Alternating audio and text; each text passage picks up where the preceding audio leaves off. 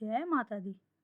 आप सभी का भारत अनंतवेद चैनल पर हार्दिक स्वागत है। आज के इस विशेष वीडियो में हम नवरात्रि के दूसरे दिन के उपलक्ष्य में दुर्गा सप्तशती के दूसरे और तीसरे अध्याय का पाठ करेंगे। इन अध्यायों में माँ की अनुपम कृपा और उनके अनेक रूपों की महिमा का वर्णन है, जो हमें आध्यात्मिक शक्ति और प्रेरणा प्रदान करते हैं। इस विशेष अनुष्ठान के पहले दिन की वीडियो को यदि आपने अभी तक नहीं देखा है तो मैं आपसे हृदय से निवेदन करती हूँ कि आप उसे अवश्य देखें। पहले अध्याय का पाठ आपको माँ दुर्गा की शक्ति और कृपा के साथ और भी अधिक जोड़ेगा और आपको माता का पूर्ण आशीर्वाद प्राप्त होगा। चलिए आज का पाठ शुरू करते हैं। ऋषि कहते हैं, पूर्व काल में देवताओं और असुरों में पूरे 100 वर्षों तक घोर संग्राम हुआ था।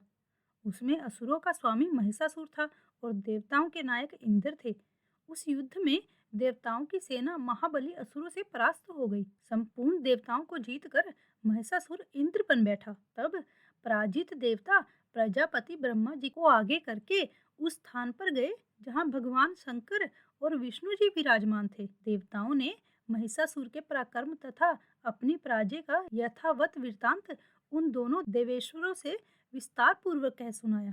मैं बोले, भगवान, महिषासुर सूर्य, इंद्र, अग्नि, वायु, चंद्रमा, यम, वरुण तथा अन्य देवताओं के भी अधिकार छीनकर स्वयं ही सबका अधिष्ठाता बन बैठा है। उस दुरात्मा महिष ने समस्त देवताओं को स्वर्ग से निकाल दिया है। अब वे मनुष्यों की भांति पृथ्वी पर विचरते हैं। दैत्यों की यह सारी करतूत हमने आप लोगों से कह सुनाई। अब हम आपकी ही शरण में आए हैं। उसके वध का कोई उपाय सोचिए।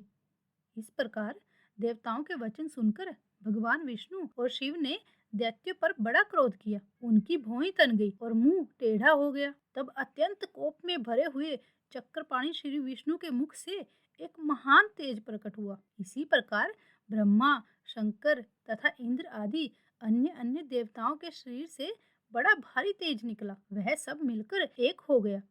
महान तेज का वह पुंज पर्वत सा जान पड़ा। देवताओं ने देखा, वहां उसकी ज्वालाएं संपूर्ण दिशाओं में व्याप्त हो रही थी। संपूर्ण देवताओं के शरीर से प्रकट हुए उस तेज की कहीं तुलना नहीं की जा सकती। एकत्रित होने पर वह एक नारी के रूप में परिणत हो गया और अपने प्रकाश से तीनों लोकों में व्यापक जान पड़ा। भगवान शंकर का जो तेज था, उससे उस देवी का मुख प्रकट हुआ। यमराज के तेज से उनके सिर में बाल निकल आए। श्री विष्णु भगवान के तेज से उनकी भुजाएं उत्पन्न हुई। चंद्रमा के तेज से दोनों सतनों का और इंद्र के तेज से मध्य भाग का प्रादुर्भाव हुआ। वरुण के तेज से जंघा और पिंडली तथा पृथ्वी के तेज से नितंब भाग प्रकट हुए। ब्रह्मा के तेज से दोनों चरण और सूर्य के तेज से उनकी उंगलियां हुई। वसुओं के तेज से हाथों की उंगलियां और कुबेर के तेज से नासिका प्रकट हुई। उस देवी के दांत प्रजापति के तेज से और तीनों नेत्र अग्नि के तेज से प्रकट हुए थे। उनकी भौएं संध्या के और कान वायु के तेज से उत्पन्न हुए थे। इसी प्रकार अन्य अन्य देवताओं के तेज से भी उन कल्याणमयी देवी का आविर्भाव हुआ। तदंतर समस्त देवताओं के तेज पुंज से प्रकट हुई देवी को देखकर महिषासुर के सताए हुए देवता बहुत प्रसन्न हुए। पिनाकधारी भगवान शंकर ने अपने शूल से एक शूल निकालकर माता को दिया। फिर भगवान विष्णु ने भी अपने चक्र से चक्र उत्पन्न करके भगवती को अर्पण किया। वरुण ने भी शंख भेंट किया। अग्नि ने उन्हें शक्ति दी और वायु ने धनुष तथा बाण से भरे हुए 2 तरकस प्रदान किए। सहस्त्र नेत्रों वाले देवराज इंद्र ने अपने वज्र से वज्र उत्पन्न करके दिया और एरावत हाथी से उतार कर एक घंटा भी प्रदान किया। यमराज ने काल दंड से दंड, वरुण ने पाश, प्रजापति ने स्फटिकाक्ष की माला तथा ब्रह्मा जी ने कमंडलू भेंट किया। सूर्य ने देवी के समस्त रोमकूपों में अपनी किरणों का तेज भर दिया। काल ने उन्हें चमकती हुई ढाल और तलवार दी। क्षीर समुद्र ने उज्ज्वल हार तथा कभी जीर्ण न होने वाली 2 दिव्य वस्त्र भेंट किए। साथ ही उन्होंने दिव्य चूड़ामणि, 2 कुंडल, कड़े, उज्ज्वल अर्धचंद्र, सब बाहुओं के लिए केयूर, दोनों चरणों के लिए निर्मल नुपुर, गले की सुंदर हसली और सब उंगलियों में पहनने के लिए रत्नों की बनी अंगूठियां भी दी। विश्वकर्मा ने उन्हें अत्यंत निर्मल फरसा भेंट किया। साथ ही अनेक प्रकार के अस्त्र और अभेद्य कवच दिए। इनके सिवा मस्तक और वक्ष स्थल पर धारण करने के लिए कभी न कुम्हलाने वाले कमलों की मालाएं दी। जल्दी ने उन्हें सुंदर कमल का फूल भेंट किया। हिमालय ने सवारी के लिए सींग तथा भांति भांति के रत्न समर्पित किए। धनाध्यक्ष कुबेर ने मधु से भरा हुआ पान पात्र दिया तथा संपूर्ण नागों के राजा शेष ने, जो इस पृथ्वी को धारण करते हैं, उन्हें बहुमूल्य मणियों से विभूषित नागहार भेंट किया। इसी प्रकार अन्य देवताओं ने भी आभूषण और अस्त्र शस्त्र देकर देवी का सम्मान किया। तत्पश्चात उन्होंने बारंबार अट्टहास पूर्वक उच्च स्वर से गर्जना की। उनके भयंकर नाद से संपूर्ण आकाश गूंज उठा। देवी का वह अत्यंत उच्च स्वर से किया हुआ सिंहनाद कहीं समा न सका। आकाश उसके सामने लघु प्रतीत होने लगे। उससे बड़े जोर की प्रतिध्वनि हुई, जिससे संपूर्ण विश्व में हलचल मच गई और समुद्र कांप उठे। पृथ्वी डोलने लगी और समस्त पर्वत हिलने लगे। उस समय देवताओं ने अत्यंत प्रसन्नता के साथ सिंहवाहिनी भवानी से कहा, देवी तुम्हारी जय हो।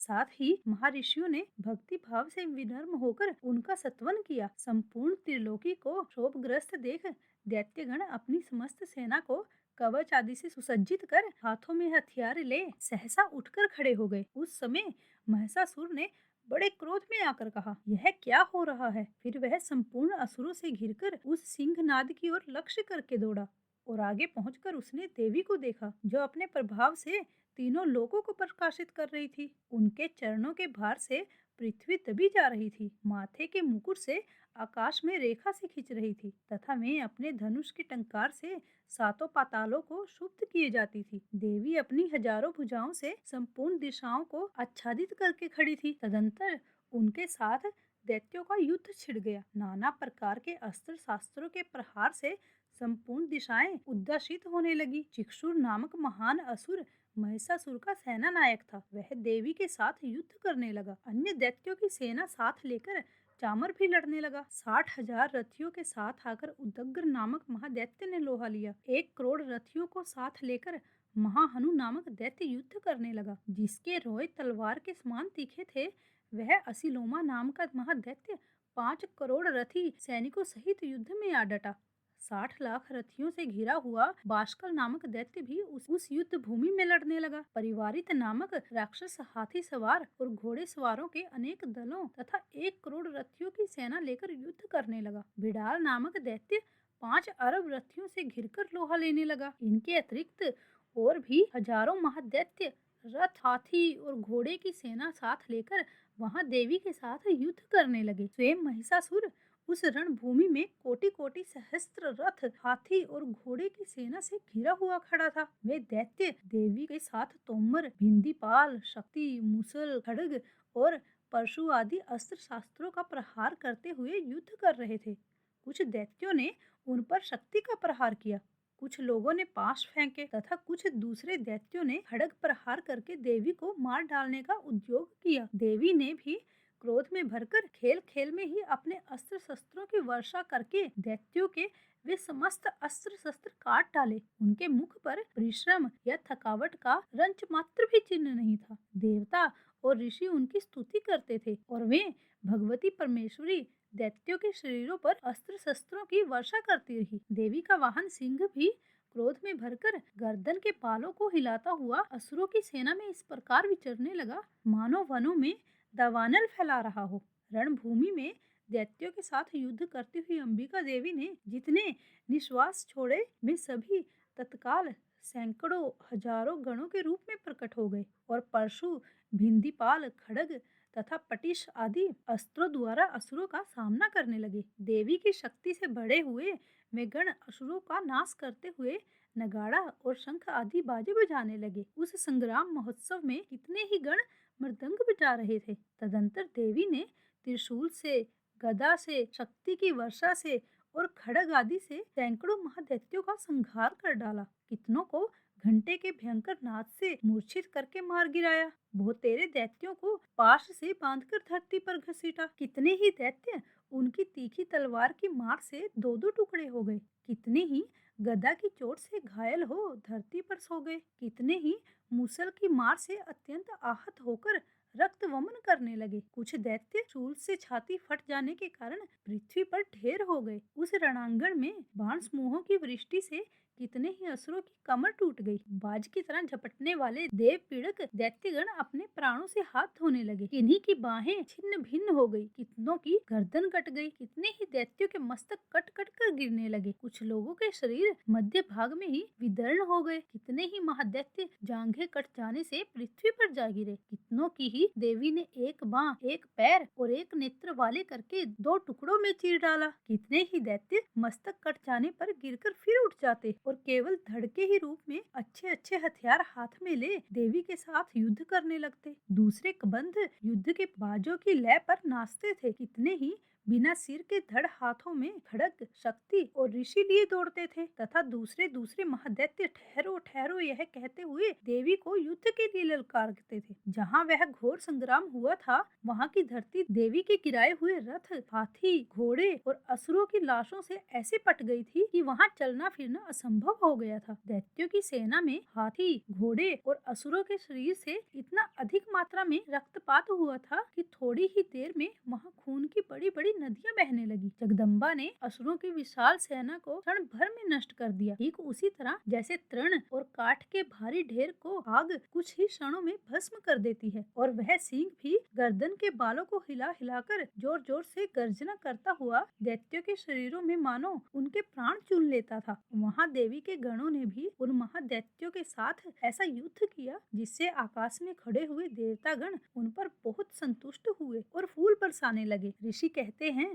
दैत्यों की सेना को इस प्रकार तहस नहस होता देख महादैत्य सेनापति चिक्षुर क्रोध में भरकर अंबिका देवी से युद्ध करने के लिए आगे बढ़ा। वह असुर रणभूमि में देवी के ऊपर इस प्रकार बाणों की वर्षा करने लगा जैसे बादल मेरुगिरी के शिखर पर पानी की धार बरसा रहा हो। तब देवी ने अपने बाणों से उसके बाण समूह को अनायास ही काटकर उसके घोड़े और सारथी को भी मार डाला। साथ ही उसके धनुष तथा अत्यंत ऊंची ध्वजा को भी तत्काल काट गिराया। धनुष कट जाने पर उसके अंगों को अपने बाणों से बांध डाला। धनुष, रथ, घोड़े और सारथी के नष्ट हो जाने पर वह असुर ढाल और तलवार लेकर देवी की ओर दौड़ा। उसने तीखी धार वाली तलवार से सिंह के मस्तक पर चोट करके देवी की भी बाएं भुजा पे बड़े वेग से प्रहार किया।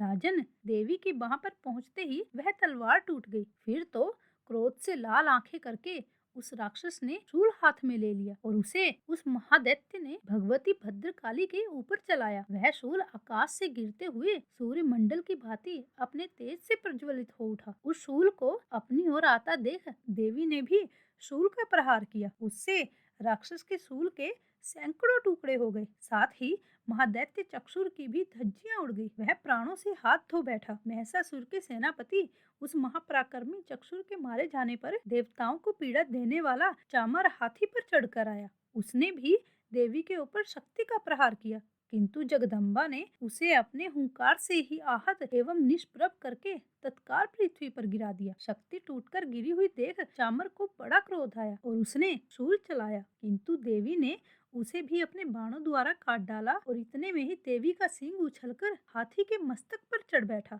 और उस दैत्य के साथ खूब जोर लगाकर बाहु युद्ध करने लगा। वे दोनों लड़ते लड़ते हाथी से पृथ्वी पर आ गिरे और अत्यंत क्रोध में भरकर एक दूसरे पर बड़े भयंकर प्रहार करते हुए लड़ने लगे। तदंतर सिंह बड़े वेग से आकाश की ओर उछला और उधर से गिरते समय उसने पंजों की मार से चामर का सिर धड़ से अलग कर दिया। इसी प्रकार उदग्र भी शिला और वृक्ष आदि की मार खाकर रणभूमि में देवी के हाथों से मारा गया तथा कराल भी दांतों, मुक्कों और थप्पड़ों की चोट से धराशायी हो गया। क्रोध में भरी हुई देवी ने गदा की चोट से उदत्त का कचूमर निकाल डाला। भिंदीपाल से वाशकाल को तथा बाणों से ताम्र और अंधक को मौत के घाट उतार दिया। 3 नेत्रों वाली परमेश्वरी ने त्रिशूल से उग्राश्य, उग्रवीर्य तथा महाहनु नामक दैत्यों को मार डाला। तलवार की चोट से विढाल के मस्तक को धड़ से काट गिराया। दूरधर और दुर्मुख इन दोनों को भी अपने बाणों से यमलोक भेज दिया। इस प्रकार अपनी सेना का संहार होता देख महिषासुर ने भैंसे का रूप धारण करके देवी के गणों को त्रास देना आरंभ कर दिया। किन्हीं को थुथुन से मारकर, किन्हीं के ऊपर खुरों का प्रहार कर किन्हीं किन्हीं को पूंछ से चोट पहुंचाकर, कुछ को सींगों से विदीर्ण करके, कुछ गणों को वेग से, किन्हीं को सिंहनाद से, कुछ को चक्कर देकर और कितनों को श्वास वायु के झोंके से धराशायी कर दिया। इस प्रकार गणों की सेना को गिराकर वह असुर महादेवी के सिंह को मारने के लिए झपटा। इससे जगदम्बा को बड़ा क्रोध आया। उधर महापराक्रमी महिषासुर भी क्रोध में भरकर धरती को खुरों से खोदने लगा तथा अपने सींगों से ऊंचे ऊंचे पर्वतों को उठाकर फेंकने और गरजने लगा। उसके वेग से चक्कर देने के कारण पृथ्वी क्षुब्ध होकर फटने लगी। उसकी पूंछ से टकराकर समुद्र सब ओर से धरती को डुबाने लगा। हिलते हुए सींगों के आघात से विदीर्ण होकर बादलों के टुकड़े टुकड़े हो गए। उसके श्वास की प्रचंड वायु के वेग से सैकड़ों पर्वत आकाश से गिरने लगे। इस प्रकार क्रोध में भरे हुए उस महादैत्य को अपनी ओर आते देख चंडिका ने उसका वध करने के लिए महान क्रोध किया। उन्होंने पाश फेंककर उस महान असुर को बांध लिया। उस महासंग्राम में बन जाने पर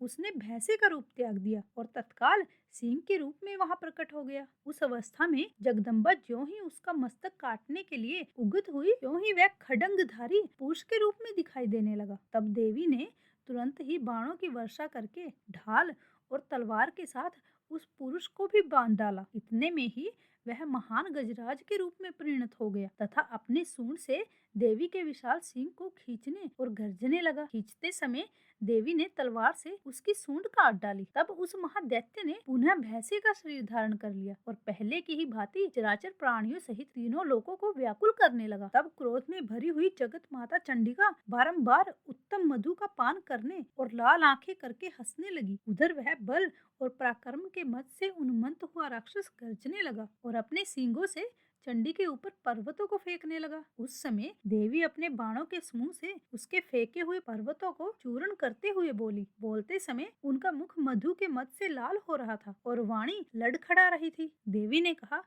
ओ मूढ़, मैं जब तक मधु पीती हूँ तब तक तू क्षण भर के लिए खूब गर्ज ले। मेरे हाथ से यही तेरी मृत्यु हो जाने पर अब शीघ्र ही देवता भी गर्जना करेंगे। ऋषि कहते हैं, यो कहकर देवी उछली और उस महादैत्य के ऊपर चढ़ गई। फिर अपने पैर से उसे दबाकर उन्होंने शूल से उसके कंठ में आघात कर दिया। उनके पैर से दबा होने पर भी महिषासुर अपने मुख से दूसरे रूप में बाहर होने लगा। अभी आधे शरीर से ही वह बाहर निकल पाया था कि देवी ने अपने प्रभाव से उसे वहीं रोक दिया। आधा निकला होने पर वह महादैत्य देवी से युद्ध करने लगा। तब देवी ने बहुत बड़ी तलवार से उसका मस्तक काट गिराया और फिर तो हाहाकार करती हुई दैत्यों की सारी सेना भाग गई तथा संपूर्ण देवता अत्यंत प्रसन्न हो गए। देवताओं ने दिव्य महर्षि के साथ दुर्गा देवी की बहुत स्तुति की। गंधर्व राज गाना गाने लगे और अप्सराएं नृत्य करने लगी। जय माता दी। आपको आज का यह पाठ कैसा लगा? कृपया अपने सुझाव और विचार हमें अवश्य बताइए। आपकी प्रतिक्रिया हमारे लिए अनमोल है और हमें आपके लिए और भी बेहतर सामग्री बनाने की प्रेरणा देती है। अगले वीडियो में हम दुर्गा सप्तशती के चौथे अध्याय का पाठ करेंगे, जिसे सुनकर आपको नवरात्रि के तीसरे दिन की विशेषता का अनुभव होगा। तब तक के लिए जय माता दी।